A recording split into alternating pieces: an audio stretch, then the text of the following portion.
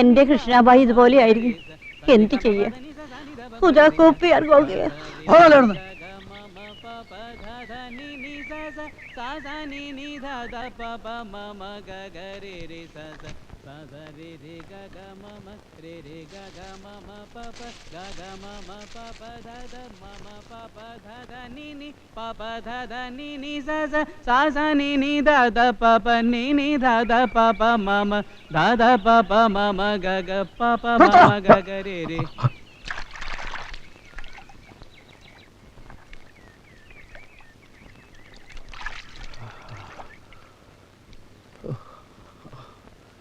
രക്ഷപ്പെട്ടു.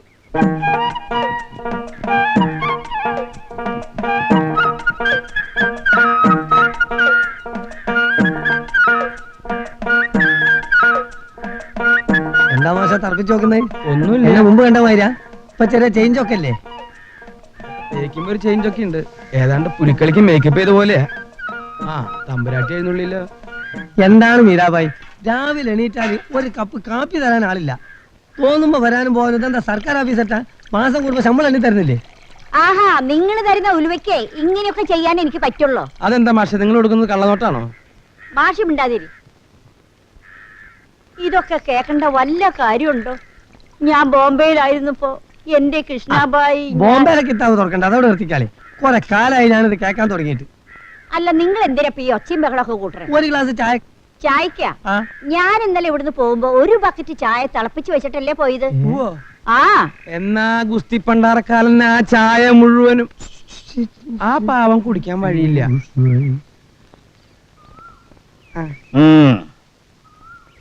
ഇയാളെ കാണുമ്പോൾ എനിക്ക് മനസ്സമാധാനക്കേട്. എന്റെ ദൈവമേ, എന്തൊരു സാധനപ്പ ഇത്. എടോ ഉതുപ്പേ, 2 കിലോ അരിയിൽ ഇത്രയും കല്ലുണ്ടെങ്കിൽ 1 ചാക്ക് അരിയിൽ എത്ര കിലോ കല്ല് കാണും? ആ ഇരിങ്ങാലക്കുടക്കാരൻ നസ്രാണി മാഷില്ലേ, അയാളുടെ മൂത്രത്തിൽ അപ്പടി കല്ല. അപ്പൊ മൂത്രത്തിലെ കല്ല് ഇതിന്റെ കൂടെ ചേർത്തിട്ടുണ്ടോ? എങ്കിൽ അരിയിലെ കല്ലിൽ നിന്നും മൂത്രത്തിലെ കല്ല് കിഴിക്കണം. എടോ, തന്റെ വളിപ്പ് കേൾക്കാനല്ല ഞാൻ വന്നത്. ഇങ്ങനെ കച്ചവടം ചെയ്താൽ താൻ ദുബായിക്കൊന്നും പോണ്ടി വരില്ല. അല്ലെങ്കിലും ഇപ്പൊ ദുബായി പോയിട്ട് വലിയ കാര്യമൊന്നുമില്ല. നിങ്ങൾക്ക് ഇപ്പൊ എന്താ വേണ്ടേ? എന്നാ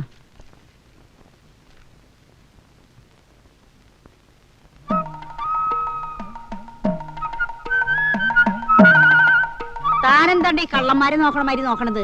അതെ, സ്വന്തം കയ്യിലിരിപ്പ് ശരിയല്ലാത്തത് കൊണ്ടാ. എന്റെ കയ്യിലിരിപ്പ് താൻ നോക്കണ്ട, താൻ സാധനങ്ങൾ എടുക്ക്, എനിക്ക് പോണം. അല്ല പിന്നെ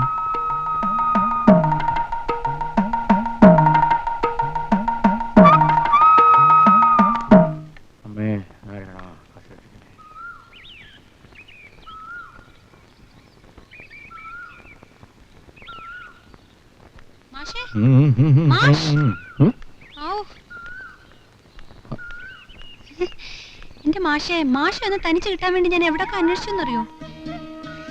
എന്തിനാ? എനിക്ക് മാഷോട് ഒരു കാര്യം പറയാനുണ്ട്. എന്താ? ആരെങ്കിലും കണ്ടാ വെറുതെ ഇല്ലാത്തൊക്കെ പറഞ്ഞുണ്ടാക്കും.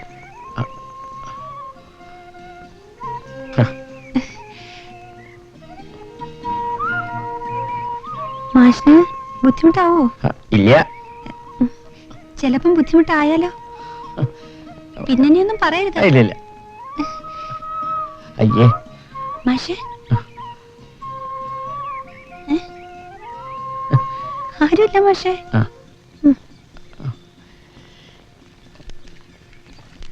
ആരുമില്ല മാഷേ. വായിച്ചു നോക്കൂ.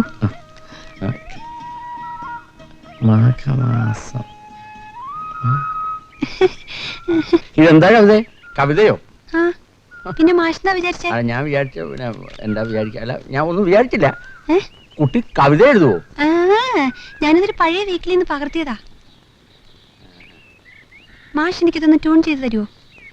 നവസാക്ഷരരുടെ സംഗമത്തിന് പാടാനാ. തരൂ മാഷേ. പോട്ടെ.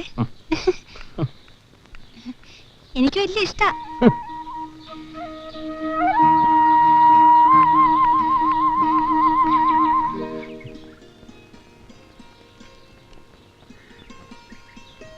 ഇത്തവണ നാളികേരം വളരെ കുറവാണല്ലോ രാവുണ്ണി. നാളികേരം എണ്ണക്കുരുവായി അംഗീകരിച്ചോണ്ട് ഉള്ളതിന് നല്ല വില കിട്ടും. നടക്കാനല്ലപ്പാ ഇവ യൂണിയൻ നേതാവെന്നും പറഞ്ഞ് പയ്യെ നടക്കുക. വേഗം പോടാ, വേഗം കൊടുത്ത് ഇടാവേ. ഇങ്ങനെ പോയാൽ എവിടെ ചെന്നാ എത്തുക? ഇങ്ങനെ പോയാൽ നേരെ കൊപ്രാവിലേക്ക് ചെന്നെത്തും. അതല്ലല്ലോ പറഞ്ഞത്, സാധനങ്ങൾക്കൊക്കെ ഇപ്പൊ തീ പിടിച്ച വിലയാ. അല്ല, അവിടുന്ന് കിട്ടി വാടക എവിടെ? ഉയ്യോ, ആ കാര്യം ഞാൻ പറയാൻ തുടങ്ങിയായിരുന്നു. ആ മാഷുമാരുടെ കയ്യിൽ നിന്ന് കാശ് കിട്ടുന്ന പരിപാടി നടപ്പില്ല. എന്നാ പിന്നെ അവരെ ഇറക്കി വിട്ടാരേ. അയ്യോ, അങ്ങനെയത് നമ്മുടെ മോളെ കോളേജ് പഠിക്കുന്ന മാഷുമാരല്ലേ. ഒരു വിദ്യ ചെയ്യാ, 3 മാഷുമാരില്ലേ, അവർ വീട്ടിലോട്ട് വിളിച്ചു വരുത്തി ഓരോ വിഷയത്തിനും പ്രത്യേകം ട്യൂഷൻ എടുപ്പിക്കാം. അപ്പൊ നമ്മുടെ കാശ് പോരുകയും ചെയ്യും, മോള് പാസ്സാകുകയും ചെയ്യും. രാവുണ്ണി, ഈ ചെറുപ്പക്കാര് മാഷന്മാരെ വീട്ടിൽ വിളിച്ചു വരുത്തി ട്യൂഷൻ എടുപ്പിക്കാന്ന് പറഞ്ഞാൽ എന്നാ പിന്നെ മോളെ അങ്ങോട്ട് പറഞ്ഞയച്ചേരെ. നീ വല്ലതും പറഞ്ഞോ? ഞാൻ പറയാനുള്ളത് മുഖത്ത് നോക്കി പറയും, അതെന്റെ ചെറുപ്പം പോലെയുള്ള ശീലമാണ്. എന്നാ പിന്നെ അങ്ങനെ ചെയ്യാം. പെണ്ണുങ്ങളൊക്കെ ഉള്ളതാണ്, നിന്റെ ഒരു കണ്ണ് എപ്പോഴും അവിടെ ഉണ്ടായിരിക്കണം. വരനെ ആവശ്യമുണ്ട്. സുന്ദരിയും സുശീലയുമായ പെൺകുട്ടിക്ക് 18 വയസ്സ് അശ്വതി നക്ഷത്രം. സുന്ദരനും സൽസ്വഭാവിയുമായ വരനെ ആവശ്യമുണ്ട്. ഇത് നമ്മുടെ ഭരതൻ പിള്ളയുടെ മോളുടെ കാര്യല്ലേ? ഇയാളിത് രാവിലെ തുടങ്ങിയല്ലോ ഒരു ഉണങ്ങിയ ട്യൂണും വെച്ചിട്ട് ഡൈയൊക്കെ മൂക്കുമല്ലായിരുന്നു. ശരി, ആകെ തെറ്റി. ഈ സംഗീതം എന്നൊക്കെ പറയണത് ഒരു ജന്മവാസനയാ. ആ ലതാ മങ്കേഷ്കറുടെ മോനല്ലേ മൂപ്പര്? നിങ്ങളോടൊക്കെ സംഗീതത്തെ പറ്റി പറയുന്നത് പോത്തിന്റെ ചെവിയിൽ വേദം ഓതണ പോലെയാ. ഞാനും ഇത് കുറെ നാളായി കേക്കണേ. ആരോടോ ഈ പോത്തിന്റെ ചെവിട്ടിൽ വേദോ? ഇത് ഏത് കിഴങ്ങനാ? അപ്പൊ പോത്തോ? ആയിരിക്കണോ? ആ, പോത്തും സംഗീതമൊക്കെ അവിടെ നിൽക്കട്ടെ. ഇതൊന്ന് വായിച്ചേ. ഓണത്തിന്റെ ഇടയിലാണോ മാഷേ പൂട്ട് കച്ചവടം? എന്താ ഓണത്തിന്റെ ഇടയിൽ പൂട്ട് കച്ചവടം നടത്താൻ പാടില്ലേ? അങ്ങനെയൊന്നുമില്ല. വിട്ടു തന്നുണ്ടെങ്കിൽ ഓണായാലും വിഷു ആയാലും പെരുന്നാളായാലും ഓക്കെ. അതല്ല മാഷെ ഞാൻ പറഞ്ഞത്. നിങ്ങൾ മാഷ് വെറുതെ തോക്കിന്റെ ഇടയിൽ കയറി വെടിവെക്കാൻ. ആരാ വെടിവെച്ചേ? എടോ, നിങ്ങൾ താൻ ഇയാള് കാലത്തെ രാവിലെ സൗകര്യം തുടങ്ങി ചെയ്യാൻ കൊല്ലിയ വന്നിട്ട് രാഗം കൊണ്ട് സംഗീതത്തെ പറ്റി നിങ്ങൾക്ക് വല്ലതും അറിയാവോ? അതെ, ഈ തോക്കും മറ്റതൊക്കെ എടുത്തൊരു ഭാഗത്ത് മാറ്റി വെക്കി. നമ്മളൊക്കെ സഹോദരങ്ങളെ പോലെ കഴിയേണ്ടവരല്ലേ? ഏതൊരു കവി പണ്ട് പറഞ്ഞിട്ടുണ്ടല്ലോ, ടാഗോറാണെങ്കിൽ എനിക്കറിയാലോ. ആ ടാഗോർ മൂപ്പർ അമ്മോനാണല്ലോ. കവി എന്താ പറഞ്ഞേ? ഒരുമയുണ്ടെങ്കിൽ ഒലക്കേമ്യം കിടക്കാന്ന്. ഒരുമുള്ള ആരെങ്കിലും ഒലക്കപ്പുറത്ത് കിടക്കുന്ന മാഷ് കണ്ടിട്ടുണ്ടോ? പറഞ്ഞു കൊടുക്കി. നിങ്ങളാണ് ഉദാഹരണം പറഞ്ഞത്. ഒരുമുള്ളെങ്കിൽ എങ്ങനെ മാഷെ ഒലക്കപ്പുറത്ത് കിടക്കുക?